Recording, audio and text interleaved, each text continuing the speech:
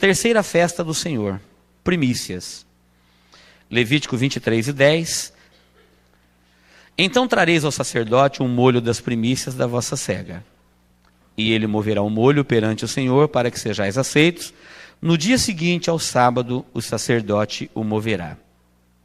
Analisando as festas sobre os três sentidos, histórico, profético e pessoal, na história, primícias quer dizer o primeiro de uma colheita. O povo de Israel era um povo que tinha uma economia basicamente agrícola. E através da linguagem simbólica das colheitas, nós encontramos Deus revelando muita coisa do seu coração para o nosso coração. Por exemplo, a colheita, ela tinha três fases. A colheita principal tinha três fases, que era a primícia, a colheita principal e depois o rabisco da colheita. O que é primícia, que é o que nós vamos estudar historicamente? Primícia, em Israel, acontece um fenômeno, que às vezes aqui acontece também, mas em menor escala, que quando há uma plantação de cevada ou de trigo, de qualquer cereal, misteriosamente tem aquele fruto temporão que salta acima da colheita principal. Ele amadurece primeiro.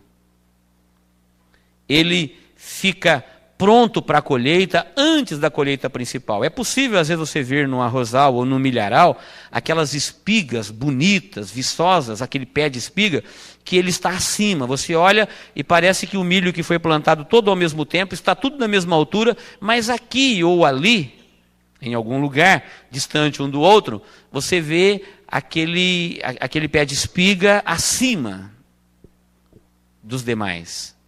Lá, naquele clima, isso acontecia com frequência, de maneira que antes da colheita principal, o judeu, agradecendo a Deus, porque no deserto ninguém prospera, no deserto ninguém colhe, era Deus que mandava chuvas, 3 chuvas no ano, 3 colheitas no ano, e cada colheita envolvia esses 3 aspectos que eu estou falando aqui agora. Ele pegava a primícia, esse fruto mais bonito, esse trigo mais bonito, a cevada mais bonita, ele pegava isso e reverentemente ele colhia e levava no templo e ofertava isso ao Senhor no templo. Ele dava a primícia da produtividade na terra. Era os primeiros frutos de uma vida na dependência de Deus. Eles viviam no Egito e comiam o pão da escravidão. Saíram do Egito, atravessaram para o Mar Vermelho, libertos do poder do pecado, libertos da prática do pecado nos pães asmos. Agora, vivendo a Deus, servindo a Deus com sinceridade, vivendo na sua dependência, as bênçãos de Deus começavam a aparecer na vida deles. O deserto começou a produzir. Deus mandava chuva e eles plantavam, e cada vez que ele ia lá e oferecia a primícia, era como se ele estivesse consagrando toda a sua produtividade a Deus. Então ninguém se atrevia a comer, comercializar. A primícia ela era movida reverentemente ao Senhor no tabernáculo e depois no templo. Depois da primícia, alguns dias depois, vinha a colheita principal. Então na colheita principal, colhia-se tudo que tinha que se colher. Mas Deus deu uma ordem para não rapar, para não rapelar a terra. Era para deixar uma espiga aqui, outra ali, que era para o estrangeiro, para o órfão. Aquele estrangeiro que passava pela terra, pelo campo, para ele não morrer de fome. Então tinha o rabisco da colheita. Quem colhia o rabisco da colheita? Quem andava pela terra. Então o rabisco da colheita, ele não era colhido, ele ficava na terra, o estrangeiro, o órfão, ele comia do rabisco da colheita. Espiritualmente, tudo isso tem um grande significado. Jesus usou as 3 fases da colheita para falar da colheita de almas. A Bíblia fala que ele é a primícia dos que dormem. Dormir na Bíblia quer dizer morto, só que não morto eternamente. Pessoas que morreram a primeira morte. Qual é a primeira morte? Esta que o espírito e a alma saem do corpo e vêm ou para o paraíso ou para o inferno. Jesus está dizendo que ele é o primeiro a ressuscitar dos mortos. Por isso, no sentido histórico, a primícia era isso, era uma gratidão daquilo que Deus havia dado a eles como produtividade na terra. Eram os primeiros frutos do caráter cristão. É o cristão quando começa a dar a Deus os primeiros frutos de Deus na vida dele. Devolver a Deus um pouco daquilo que Deus está fazendo na vida dele. Amém? Profeticamente, nas primícias nós temos o cumprimento profético. 1 Coríntios 15, 20 diz: mas na realidade Cristo foi ressuscitado dentre os mortos, sendo ele as primícias dos que dormem. Então veja bem, texto bíblico tem aí na apostila, Mateus 27, 50 a 54. Diz que quando Jesus morreu, aconteceu a Páscoa. Quando ele foi sepultado, aconteceu os pães asmos. Ele veio e pregou aos espíritos em prisão. Esteve 3 dias e 3 noites no seio da terra. Quando ele ressuscitou, se cumpriu as primícias, ou seja, ele é o primeiro a ressuscitar dos mortos. Nunca nenhum homem ressuscitou dos mortos. Espera aí, pastor. Mas e o Lázaro que ele ressuscitou antes dele? E o filho da viúva de Naim? E aquelas pessoas que foram restauradas à vida no Antigo Testamento? Tem 7 casos de restauração da vida. Restauração da vida é diferente de ressurreição. O que é restauração da vida? É Deus ordenar ao espírito e à alma que volte ao mesmo corpo que morreu, e ele volta a viver uma vida humana normal e morre de novo. Então o filho da viúva de Naim morreu de novo, Lázaro morreu de novo. E todos os casos que teve restauração da vida na Bíblia, eles morreram novamente. De maneira que Jesus é o primeiro, ele é a primícia dos mortos. Só que o texto diz que juntamente com ele, leia aí na apostila, no meio onde está negritado, diz: e muitos corpos de santos que tinham dormido foram ressuscitados, e saindo dos sepulcros, depois da ressurreição dele, entraram nas cidades santas e apareceram a muitos. Ora, os centuriões que com eles aguardavam Jesus, vendo o terremoto e as coisas que aconteciam, tiveram um grande temor e disseram: verdadeiramente, este era o Filho de Deus. Então, 3 dias depois, quando Jesus ressuscitou, houve um terremoto, depois que Jesus foi e cumpriu a sua parte das primícias, cumpriu a parte da Páscoa, dos pães asmos, e agora, ao cumprir as primícias, houve um tremor de terra, e alguns santos que viveram, não sabemos quantos e nem quais são os seus nomes. O texto diz: alguns santos que viveram no Antigo Testamento ressuscitaram juntamente com eles, foram vistos em Jerusalém, na cidade santa, por muitos. Só que eles não voltaram a viver no seu corpo, não voltaram a viver com suas famílias, porque agora eles estavam ressuscitando, não é restaurando a vida. Ou seja, ressuscitando em corpo imortal, glorificado para nunca mais morrer. A diferença da ressurreição para a restauração da vida é que a restauração a pessoa volta a viver no mesmo corpo para depois morrer. Na ressurreição, ele ressuscita em corpo glorificado para nunca mais morrer. Jesus, ele foi o primeiro a ressuscitar. Como a primícia não era um galinho de trigo, era um feixe, era um pouco da colheita, Jesus não ressuscitou sozinho. Um grupo de pessoas ressuscitou com eles.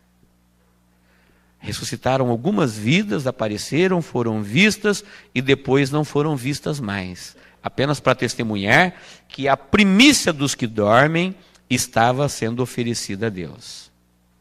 Foi quando Jesus saiu daqui, do centro da terra, que ele não deixou, o texto diz, levou o cativo o cativeiro.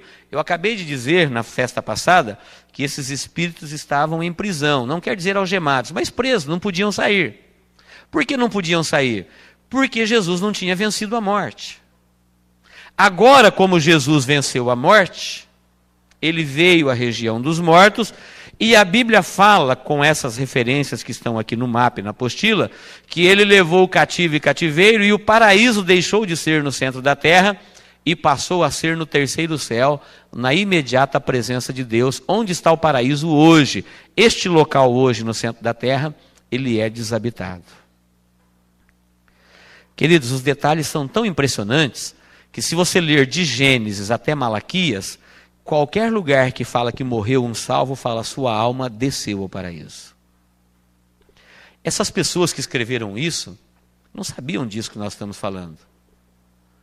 A Bíblia foi escrita por sábios, por leigos, Teve pessoas que escreveram na unção, eles não sabiam esses detalhes. Isso estava acontecendo. A história estava se desenrolando, Deus estava executando o seu plano. Mas a prova é que eles estavam na unção do Espírito Santo é que não tem uma só referência no Antigo Testamento que fala de um salvo que morreu e a sua alma subiu ao paraíso. E não é por coincidência que agora de Mateus até Apocalipse, todo lugar que fala de uma alma que foi para o paraíso fala subiu. Não fala mais desceu. De Gênesis até Malaquias, quando fala de almas para o paraíso, fala descendo. De Mateus até Apocalipse, quando fala de alma, fala subindo ao paraíso. Uma prova de que esses escritores estavam no controle e na unção de Deus que sabe o que faz, executando o seu plano e usando os seus fiéis na terra. Quando ele ressuscitou, então ele levou. Aqui este local está desabitado. Jesus Cristo foi a primícia dos que dormem. A grande colheita de alma não aconteceu. Eu falei das 3 fases da colheita. A primícia já aconteceu. Quando será a grande colheita? A Bíblia fala que por ocasião, nessa época em que estamos vivendo agora, quando o anjo de Deus tocar a sua trombeta, os mortos em Cristo, todos aqueles que morreram em Cristo, que estão aqui no paraíso, quando a trombeta tocar, num abrir e fechar de olhos, eles ressuscitarão. Os mortos. E os vivos que estiverem aqui? Se Jesus voltasse hoje, nós que estamos vivos, seremos arrancados da terra, desapareceremos num abrir e fechar de olhos, nos encontraremos com Ele nos ares, estaremos para sempre com o Senhor. Será a grande colheita de almas. Primícia é o temporão, é o primeiro da colheita. Depois vem a grande colheita, que é a colheita principal. E depois ficará o rabisco da colheita. O que é o rabisco da colheita? As pessoas que se salvarão na grande tribulação, uma aqui, outra ali. Terá salvos na grande tribulação? Sim. Como? Através do seu próprio sangue. Vai ser muito difícil, com muita dificuldade, mas terá. Do mesmo jeito que o rabisco da colheita era colhido um a um, aqui não haverá mais ressurreição coletiva. Você vai encontrar João vendo pessoas no céu, com palmas, com vestes brancas, e ele perguntou, quem são? De onde vieram? E o anjo falou, são aqueles que vieram da grande tribulação. Foram perseguidos, foram torturados.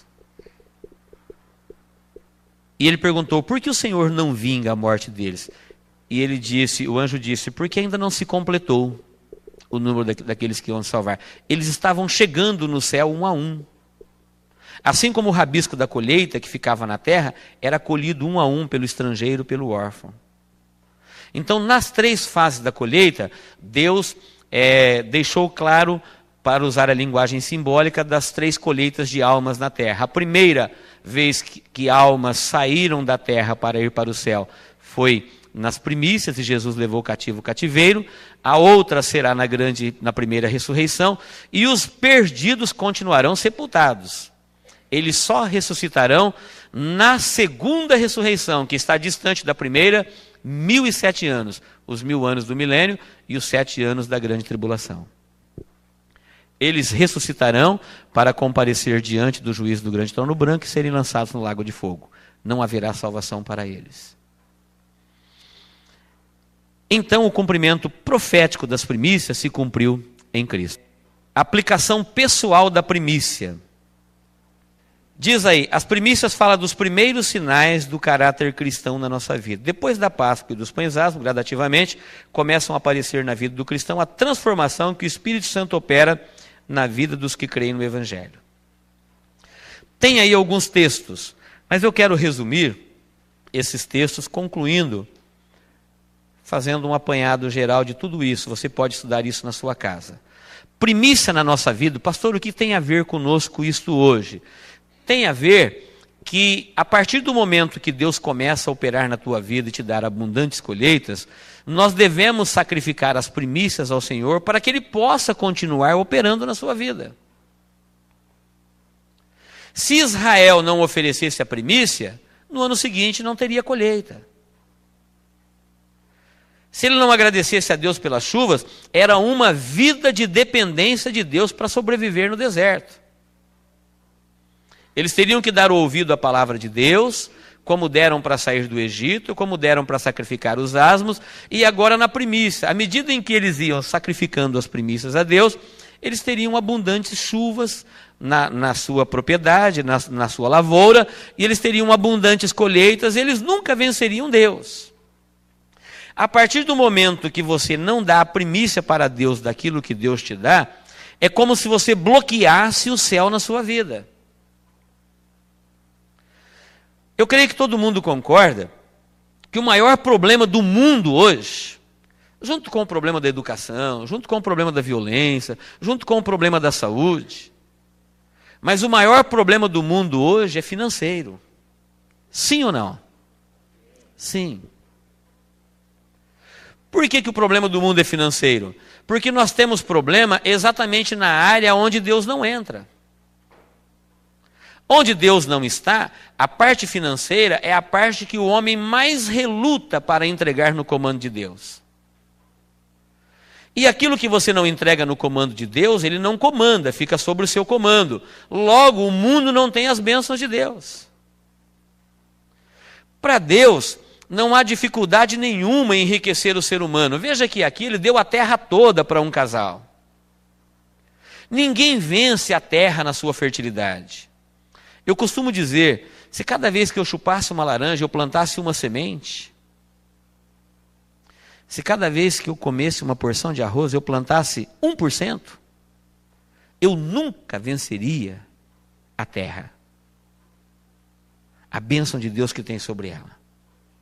Mas a minha administração egoística, a minha maneira de distribuir, a minha maneira de deixar Deus fora da minha vida, é que faz com que uma grande parte da humanidade hoje morra de fome. Com que tudo esteja na mão de poucos e poucos na mão de muitos. Você vai encontrar a grande riqueza da terra na mão de poucos.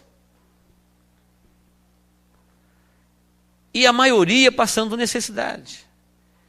Quando, na verdade, isso não foi Deus que fez, é fruto de um governo humano. Deus falou, enche a terra, povoe a terra e multiplique na terra, governe ela, administra. Você nunca vai vencer a terra com a produtividade que Deus deu a ela para nós. Mas como o homem é muito egoísta por natureza, vem lá da herança do pecado, nós temos uma dificuldade para falar para Deus que aquilo que Ele nos deu é dele. Se Deus nos deu uma bicicleta velha, nós falamos, ela é minha. Ela não é de Deus, ela não é do reino. Se Deus me deu um salário pequeno, ou se Ele me deu alguma semente, eu falo, Deus, não põe a mão nisso, isso é meu. Eu não dou nem a Ele a primícia de tudo que eu tenho que dar. E tudo aquilo que você não dá para Deus, começa a faltar para você também. Seja tempo, dinheiro, vida, saúde, inteligência, dedicação. Uma vida que dá o primeiro da vida para Deus é a pessoa que mais vive. Sim ou não? Um grande sábio disse, entreguei a minha vida a Deus e Ele a minha própria vida me devolveu em dobro. Quando eu não servia a Deus, eu não tinha vida. Hoje eu gasto uma parte da minha vida para Deus, em compensação eu vivo intensamente a minha vida. Hoje eu tenho vida. Eu não tive medo de dar o primeiro da minha vida. O mais importante da minha vida, a primícia da minha vida, eu falei, Deus, é tua. E quando eu dei ela para Deus, eu dei ela toda quebrada, destruída. Não valia nada. E Deus consertou, arrumou, Ele não quer a minha vida para Ele. Ele simplesmente pegou a minha vida, arrumou, consertou ela e devolveu para mim, porque Ele é o doador e o criador da vida. Quando eu dou para Deus a primícia do meu tempo, o meu tempo rende mais. Como pastor, nós aconselhamos muitas pessoas, às vezes, à beira da morte. Como é triste ver uma pessoa que não teve tempo para Deus, correu, foi, fez, veio, andou em todas as direções, chegou no final da vida, não foi para lugar nenhum. Correu e não chegou a lugar nenhum, fez e não fez nada. Perdeu o tempo. Tantos projetos começados, nada terminado, tantos sonhos, tantas coisas fazendo na vida, porque ele não deu a primícia do tempo para Deus, acabou perdendo o seu tempo na vida. Desperdiçou. O tempo passou, acabou e ele não viu a vida passar. A mesma coisa acontece com a parte financeira. Tudo que você não entrega para Deus, que você não dá o primeiro, não tem a bênção de Deus. Deus fica fora disso. O mundo hoje, a parte que ele mais reluta em entregar para Deus, até o cristão, é o dinheiro. Quer arrumar briga com alguém, fala em dinheiro. Quer arrumar confusão, pede dinheiro.